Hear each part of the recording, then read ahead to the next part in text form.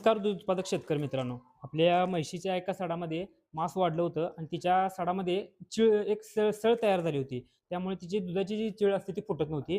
तर त्यामुळे आपण ते डॉक्टरांना दाखवून ती सळ काढून घेतलेली आहे आणि ते दुधाचा तर रुटीन व्यवस्थित म्हणजे चीळ वगैरे येते. पण ते थान थोडंसं घट्ट झालं होतं, जे पिळायसाठी दमवत होतं आणि ती पिळाली की पाय उचलत होती. त्यासाठी आपण तिच्या म्हणजे तिच्या मांस त्या सडामध्ये पुन्हा मांस वाढत होतं. त्यासाठी आपण शिरोळमध्ये सिद्धकला होमिओ यांच्याकडून सडामध्ये मांस वाढणे यावरती जे आयुर्वेदिक औषध मिळतं ते औषध आपण आणलेलं आहे मित्रांनो. याचे आता 4 दिवसाचे 4 डोस आपण कंप्लीट केलेत म्हशीला आणि म्हशीचं आता व्यवस्थित रुटीन लागलेलं आहे. त्या सडामधून व्यवस्थित दूध येतंय आणि ते सड पण एकदम मऊ झालेला आहे मित्रांनो. तर या औषधाचा हा रिझल्ट मला चांगला 1 नंबर भेटलेला आहे.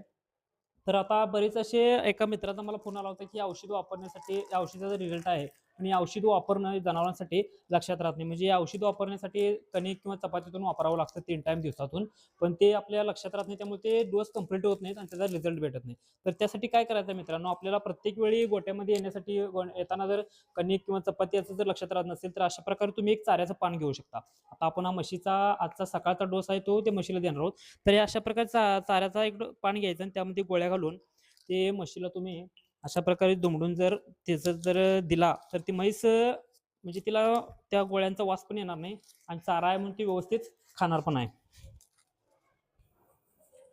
तर अशा प्रकारे आपण त्या म्हशीला तो डोस दिलेला आहे. म्हणजे कसं आहे, एखादं जर काय करायचं आपल्या मनात असेल तर ते आपण कोणत्याही प्रकारे करू शकतो. त्यामुळे मित्रांनो, ही माहिती तुम्हाला कशी वाटली ते नक्की कमेंट करा आणि जर का तुम्ही आपल्या पेजला फॉलो केलं नसेल तर आपल्या पेजला फॉलो करा मात्र अजिबात विसरू नका मित्रांनो. धन्यवाद.